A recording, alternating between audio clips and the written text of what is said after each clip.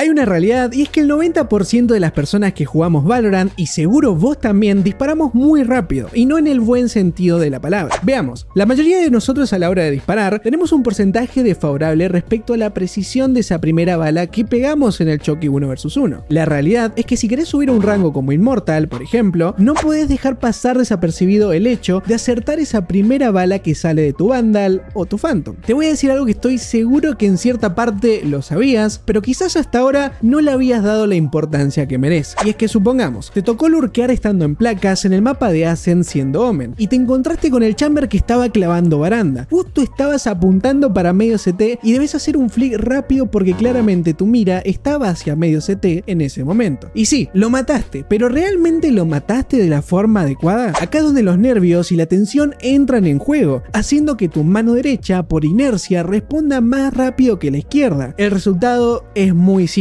Disparás antes de completar el flick hacia la cabeza del enemigo. Un gran error que sucede en muy pocos milisegundos hace que dispares la primera bala hacia la nada, antes de tener la mira en la cabeza del rival. Creo que ahora me entendiste. Muy comúnmente disparamos sin tener la mira realmente en la cabeza del rival, pero muy probablemente si tuviste una muy buena velocidad al flickear, hay altas chances de que igual hayas ganado ese choque, aunque no hayas acertado la primera bala. Supongamos que el rival hubiese acertado un disparo mientras vos cerrabas esa primera bala. Claro, la historia sería muy diferente. Y ahí está el truco. No podemos confiarnos siempre que ganaremos un duelo si no acertamos esa primera bala. Es por ello que lo ideal sería tratar de corregir ese error que repasamos antes. ¿Pero cómo? Campo de tiro, señores. Ni más ni menos. Los mismos creadores de Valorant, al crear el juego, ya imaginaron que todos estos temas podrían surgir. Es por ello que pusieron la opción de eliminar 100 bots en modo strafe en el campo de tiro, para que practiques el tracking y los flicks. Lo ideal para que veas un progreso y una mejora en todo esto sería que practiques el strafe en el campo de tiro, en conjunto al movimiento de los bots que vayan spawneando. Movete a la par de ellos y cuando el bot se detenga, quédate quieto y dispara. Vas a ver como poco a poco vas a ir acostumbrándote a los movimientos del enemigo en una partida real y lo más importante, manteniendo la calma, porque de eso se trata, disparar calmado y midiendo tus movimientos. Y ojo acá, el tip clave a la hora de entrenar esta mini rutina en el campo de tiro es el mismo que vas a usar cuando te toque enfrentar ese 1 vs 1 en una ranked. No disparar demasiado rápido y concentrarte en tomarte tu tiempo para disparar, apuntar, parar y disparar. Mentalizate ese orden y vas a ver cómo durante los choques lo vas a recordar y vas a disparar mucho más tranquilo. Y si bien antes mencioné la Vandal o la Phantom, sería genial que te animes a ir intercalando las armas que usas frecuentemente cuando rankeás y realizar el mismo ejercicio de strafing con el bot. Por ejemplo, si sos un jugador que usa mucho la Guardian, animate a entrar en el campo de tiro, setear 100 bots en modo strafe e ir disparando, calmado y entrenar el movimiento, buscando siempre acertar la primera bala que sale de tu arma, que muy probablemente es lo que el día de mañana te va a salvar cuando te toque estar en un choque 1 contra 1. ¿Comprenden ahora el por qué es mejor disparar tranquilo en lugar de reaccionar como un loco disparando al primer píxel del enemigo que vemos en la pantalla? Te aseguro que si haces eso es muy probable que erres la primera bala y por consecuencia obviamente pierdas el duelo. Así que personita que está viendo este video, no te frustres, sé que tiltea ese AFK troll o tóxico que seguramente en algún momento te tocó, pero no por eso pierdas tu formalidad a la hora de disparar, porque a la larga eso es lo que te va a diferenciar de un jugador bueno de uno promedio. Tenés tiempo, entrená, jugá y si no subís este acto subirás el que viene y si no es el que viene será el otro y punto. No te desmotives porque vas en buen camino y estar viendo este video lo confirma, porque demuestra el interés y el compromiso que tenés por el jueguito. Dale que se sube. Un gusto enorme, yo fui Diego y gracias por ver el video.